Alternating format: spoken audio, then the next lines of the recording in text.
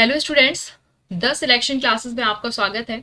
आज का जो हमारा लेक्चर होने वाला है बहुत इंपॉर्टेंट होने वाला है, क्योंकि इन्वायरमेंटल कन्वेंशन से क्वेश्चंस एक या दो हमेशा पूछे जाते हैं। चाहे हम स्टेट पीएससी की बात कर लें, चाहे हम यूपीएससी की बात कर लें, इस पर उनका कंसर्न बहुत ज़्यादा रहता है। और जैसा कि आप सभी को पता है कि इन्वायरमेंट इस समय पर एक ऐसा सब्जेक्ट बना हुआ है जिससे कि करंट ओरिएंटेड क्वेश्चंस के साथ स्टैटिक क्वेश्चंस भी बहुत ज़्यादा पूछे जाते हैं। तो हम आज इसके बारे में थोड़ी सी चर्चा कर लेते हैं। हम देख लेते हैं कौन सा कन्वेंशन कब आया है और कब से इफेक्ट में आया है और किस चीज को रिलेट करता है, वो भी हम पढ़ते चलेंगे। तो चलिए स्टार्ट करते हैं। सबसे पहला कन्वेंशन वही है हमारा रामसर कन्वेंशन। जैसे कि आपको पता है कि रामसर जो है एक वेटलैंड के लिए साइन किया गया कन्वेंशन है। इन द ईयर ऑफ 1971 में इसे साइन किया गया था, लेकिन ये कम इनटू इफेक्ट की अगर मैं बात करूं तो 1975 में इट केम इनटू इफेक्ट, ये भी आपको याद रखना है। और अगर मैं रामसर की बात करती हूँ तो आपको पता होगा कि ईरान में एक रामसर साइट है, रामसर नाम की जगह है जिसके नाम पर यहाँ पर ये साइट का नाम रखा गया है। इंडिया ने इसमें कब पार्टिसिपेट किया? इन द ईयर ऑफ 1982। तो बस इतना ध्यान रखेंगे कि वेटलैंड से रिलेटेड है रामसर। और अभी रिसेंटली अगर मैं 2024 के डेटा की बात करती हूँ तो भारत में 80 रामसर साइट्स, 80 रामसर साइट्स हैं। 5 और नई एड ऑन हुई हैं, वो पांचों के नाम मैंने आप लोगों को पढ़ा दिए हैं। कमेंट सेक्शन में आप लोग मुझे बताएंगे कि वो 5 रामसर साइट्स कौन सी हैं जो नई एड ऑन हुई हैं। इतना मैं बता सकती हूँ कि 3 जो हैं वो कर्नाटका की हैं और जो 2 एड ऑन हुई हैं वो तमिलनाडु की एड ऑन हुई हैं। ठीक है, आगे बढ़ते हैं।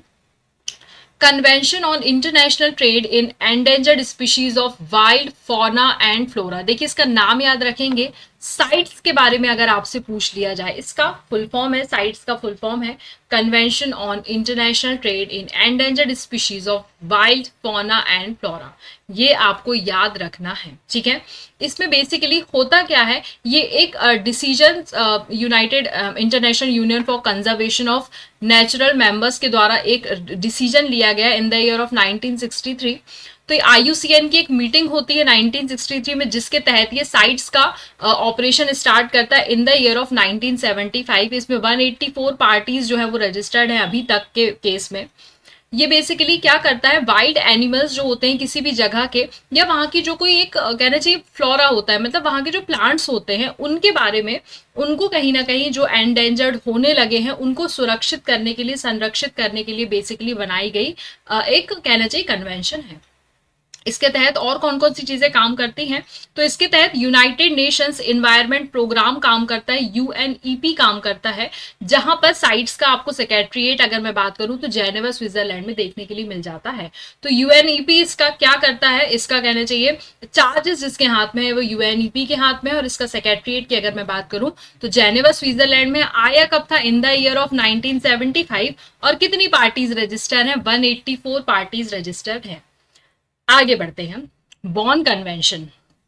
चलिए अब देख लेते हैं बॉन कन्वेंशन बेसिकली है क्या। तो इसको हम बोलते हैं convention of migratory species of wild animals. इसके लिए बनाया गया है, CMS बोलते हैं इसका दूसरा नाम है। It is a sole treaty that address taking और गैदरिंग वाइल्ड कॉट स्पीशीज। ये वाइल्ड एनिमल्स के लिए ही है। इसमें 173 माइग्रेटरी स्पीशीज की बात करी गई है वर्ल्ड वाइड, जिनको हम प्रोटेक्शन प्रोवाइड कर रहे हैं। कोप 13 जो हुआ था वो कहाँ पर हुआ था? गांधीनगर गुजरात में हुआ था, इंडिया में, इन द ईयर ऑफ 2020। ये आपको पता होना चाहिए, ठीक है। ये कन्वेंशन 1983 में आया था और ऑपरेशन में कब आया है? 1984 में सेक्रेटरीट इसका क्रिएट होता है, तब ये कहना चाहिए ऑपरेशन में कहीं ना कहीं आता है। इसमें जैसे कि मैंने आपको बताया है कि 173 माइग्रेटरी स्पीशीज की बात करी गई, लेकिन पार्टीज कितनी रजिस्टर्ड है? 133 पार्टीज यहाँ पर इसके लिए रजिस्टर्ड हैं, ठीक है। बॉन कन्वेंशन। आगे बढ़ते हैं, international union for conservation of nature, IUCN, जिसके मैंने अभी बताया था आपको, IUCN के द्वारा ही एक चीज का गठन किया गया था, जो हमने अभी आपको बताया था कि साइट्स कहीं ना कहीं IUCN के द्वारा ही बनाया गई संस्था है। तो IUCN बेसिकली करता क्या है? तो ये एक नॉन गवर्नमेंट एंड गवर्नमेंट लोगों की एक ऑर्गेनाइजेशन है, ये जो डिसाइड करती है कि कहीं किसी एरिया में कौन सा जानवर, एनिमल स्पीशीज जो है वो थ्रेटेंड लिस्ट में है, एंडेंजर्ड लिस्ट में। तो इसकी एक रेड लिस्ट निकल कर आती है, जो कि आपने सुना होगा, IUCN की रेड डेटा बुक आती है, रेड डेटा लिस्ट आती है, जिसमें बताया जाता है कि कौन सा जानवर अब एक्सटिंक्ट की कैटेगरी में आ रहा है, कौन सा थ्रेटेंड है, कौन सा एंडेंजर्ड है, सारी चीजें बताता है। इसका फाउंडेशन हुआ था 1948 में। एंड अगर मैं मेन ऑफिस की बात करूं तो स्विट्जरलैंड में इसका आपको ऑफिस मिल सकता है। ठीक है, आगे बढ़ते हैं। ग्लोबल टाइगर फोरम, देखिए टाइगर फोरम से क्वेश्चंस वैसे तो नहीं पूछे जाते क्योंकि हम प्रोजेक्ट टाइगर ऑलरेडी चला रहे हैं, बट आपको पता होना चाहिए कि it is an intergovernmental organisation created with participating from willing of nations to launch a global campaign to safeguard the tiger. Tigers की संख्या पूरे वर्ल्ड वाइड में बहुत ज्यादा कम हो गई है, जिसके तहत ही प्रोजेक्ट टाइगर भी इंडिया के द्वारा चलाया गया है इनकी पॉपुलेशन को बढ़ाने के लिए। तो कहीं टाइगर भी एक्सटिंक्ट की कैटेगरी में ना आ जाए, इसलिए हम इसको अभी से संरक्षण प्रोवाइड कर रहे हैं, जिसके लिए ग्लोबल टाइगर फोरम बनाया गया है। ठीक है, इसका जो कॉन्फ्रेंस हुआ था 1993 में न्यू दिल्ली इंडिया में भी हुआ है, और इंडिया की जो कैपिटल सिटी है न्यू दिल्ली, वहां पर ही इसको किया गया है। यूजुअली जितने भी कन्वेंशंस आपको देखने के लिए मिलेंगे वो किसी ना किसी कंट्री की कैपिटल में ही देखने के लिए मिलेंगे। इंडिया में जो भी कन्वेंशंस होते हैं अगर, तो वो यूजुअली आपको न्यू दिल्ली में ही देखने के लिए मिलेंगे। आगे बात कर लेते हैं Rio Earth Summit, that is the important one. देखिए 1992 में रियो डी जेनेरो में ये होती है समिट, 1992 में। इसको इसके नाम से ही जानते हैं, इसलिए हम रियो अर्थ समिट इसे कहते हैं। किसने करवाई थी? United Nations conference on environment and development, UNCED ने करवाया था। ठीक है, इसको हम अर्थ समिट कहते हैं। और क्यों कहते हैं? क्योंकि इसमें हमने कुछ इन्वायरमेंटल एंड डेवलपमेंट की बात करी, हमने एजेंडा 20 की बात करी, एजेंडा 2 की बात करी, और कुछ फॉरेस्ट प्रिंसिपल्स की बात करी। मतलब कहीं ना कहीं हमने पृथ्वी के संरक्षण की यहाँ पर बात करी है, इसलिए इसे अर्थ समिट कहते हैं। ठीक है, आप अगर इसके आगे पढ़ना चाहें तो आप रियो +10 समिट कब हुई थी आप मुझे ये कमेंट सेक्शन में बताएंगे। इसमें अगर आप बेसिकली 10 साल और एड ऑन कर देंगे तो आपको ये डेट मिल जाएगी। रियो +20 समिट कब हुई थी ये भी आप लोग मुझे कमेंट सेक्शन में बताएंगे। ठीक है, आगे बढ़ते हैं। United Nations conventions to combat desertification, UNCCD, ये अगर मैं बोलूं इसका एस्टेब्लिशमेंट हुआ था in the year of 1994।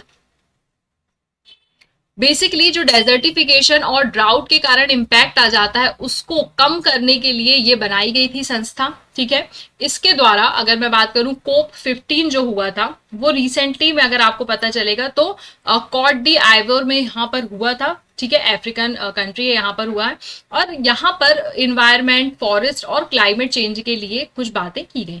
Basically हम जितने भी कन्वेंशंस पढ़ रहे हैं वो इन्वायरमेंट के लिए पढ़ रहे हैं, और आपको समझ में आ जाएगा कहीं ना कहीं वो क्लाइमेट चेंज से रिलेटेड ही है। अब डेजर्टिफिकेशन हो क्यों रहा है? क्लाइमेट चेंज के कारण ही कहीं ना कहीं हो रहा है। उसको कॉम्बैट करने के लिए यहाँ पर ये ऑर्गेनाइजेशन आई है, ये कन्वेंशन आया है। इसमें कितनी पार्टीज शामिल हैं? तो 197 पार्टीज इसमें शामिल है, इंक्लूडिंग यूरोपियन यूनियन। ठीक है, आगे बात करते हैं। United Nations framework conventions on climate change, UNFCCC, ये बहुत इंपॉर्टेंट है, इससे क्वेश्चंस आने की संभावना ज्यादा रहती है। तो UNFCCC आपको पता होना चाहिए, ग्लोबल इन्वायरमेंटल पैक्ट है जो क्लाइमेट चेंज के लिए, अगेन वही है, क्लाइमेट चेंज के लिए काम करता है UNFCCC। हमने अभी पढ़ा था रियो समिट, अर्थ समिट 1992 में ब्राजील में जो हुई थी, उस कॉन्फ्रेंस में, अर्थ समिट में ही इसकी बात करी गई है कि हमें इस तरह की किसी चीज का एस्टेब्लिशमेंट करना चाहिए जो क्लाइमेट चेंज को भी टैकल कर सके। इसका हेडक्वार्टर आपको देखने के लिए बॉन में, और इफेक्ट में कब आया है? इन द ईयर ऑफ 1994। अगर मैं पार्टीज की बात करूं तो 197 इसमें पार्टीज आपको मिल जाएंगे।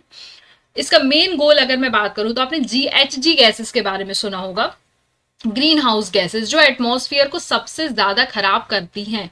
तो ये ग्रीन हाउस गैस एमिशन को कहीं ना कहीं हमें कैसे रोकना है जिससे कि क्लाइमेट में कुछ उससे फर्क ना पड़े, क्लाइमेट चेंज ना हो, उसके बारे में बात करी है।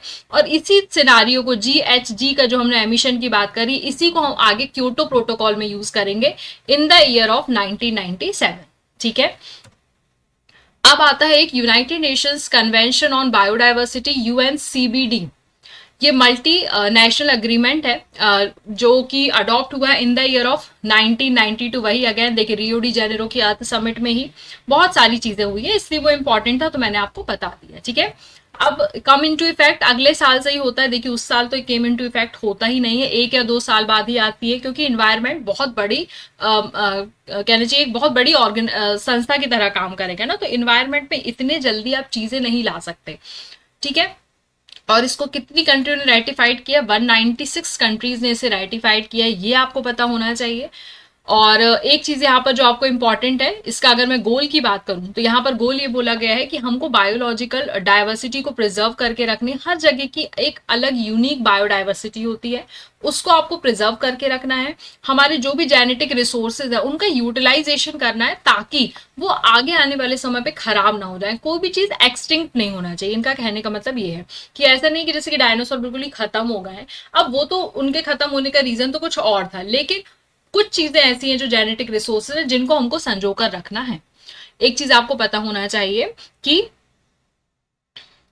दिसंबर 2010 में यूएन ने जो एक ईयर है 2011 से लेकर 20 तक, मतलब डिकेड वाली हम बात कर लेंगे, तो United Nations decade on biodiversity घोषित किया है, ये आपको पता होना चाहिए। आगे बढ़ते हैं।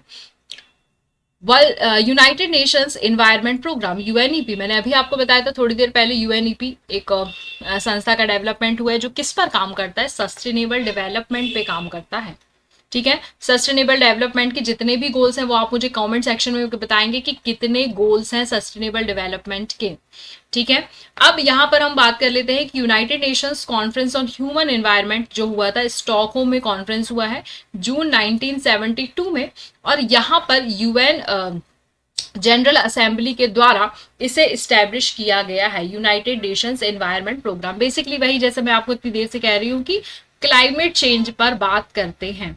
ठीक है, ये आपको पता होना चाहिए। इसी के तहत एक वर्ल्ड मेट्रोलॉजिकल ऑर्गेनाइजेशन का भी गठन किया गया है। तो देखिए यहाँ पर बहुत सारी चीजों का गठन हुआ है, तो साथ साथ में नोट करते चलें किस चीज का कब गठन हुआ है, इन द ईयर ऑफ 1988। ठीक है,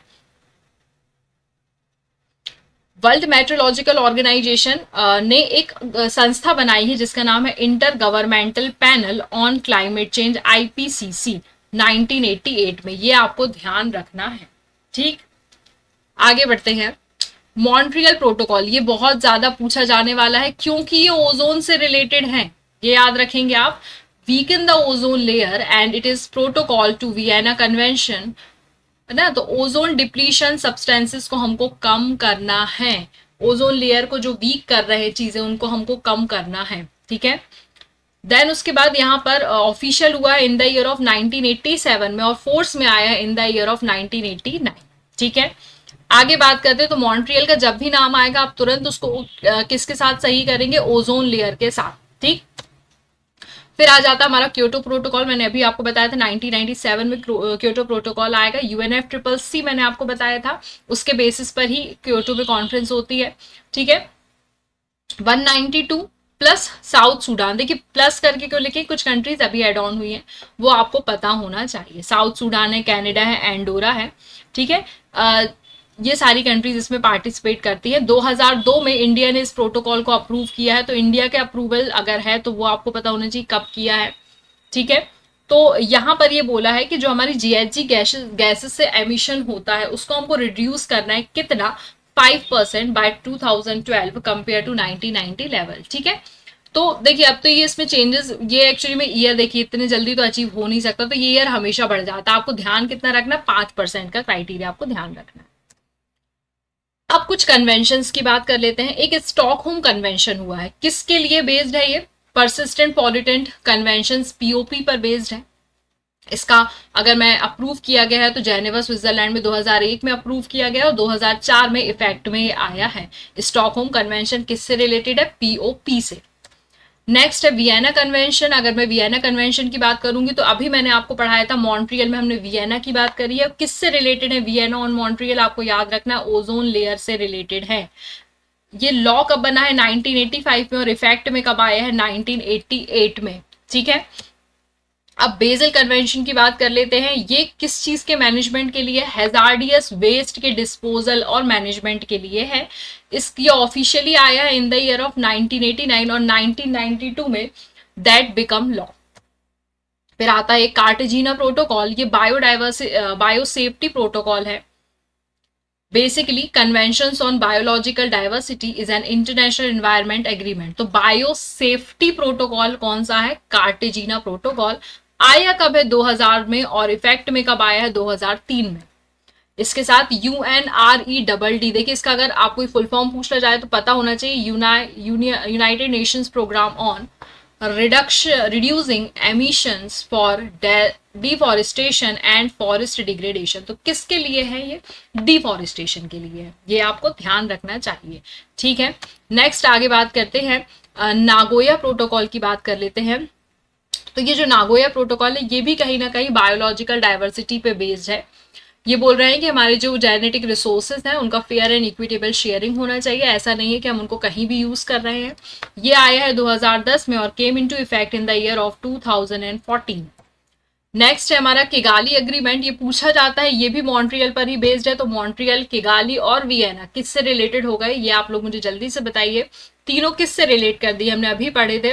तो कहीं ना कहीं ओजोन के रिलेशन में है। ठीक है, तो कब आए हैं? ये ऑफिशियल 2016 में हुआ है और इफेक्ट में आया 2019 में। फिर आता है मीना माता कन्वेंशन। मीना माता एक डिसीज भी फैली थी जिसके कारण ह्यूमन हेल्थ में बहुत दिक्कत हुई थी। और किसके कारण ये डिसीज फैलती है पूछ लिया जाता है तो मर्क्यूरी के कारण ह्यूमन हेल्थ खराब हो जाती है, जिसके हार्मफुल इफेक्ट्स देखने के लिए मिलते हैं। 2013 में ऑफिशियली आई है और इफेक्ट हुई है 2017 से। रॉटरडम कन्वेंशन, ये हमारे procedure for certain hazardous chemicals and pesticides के लिए है।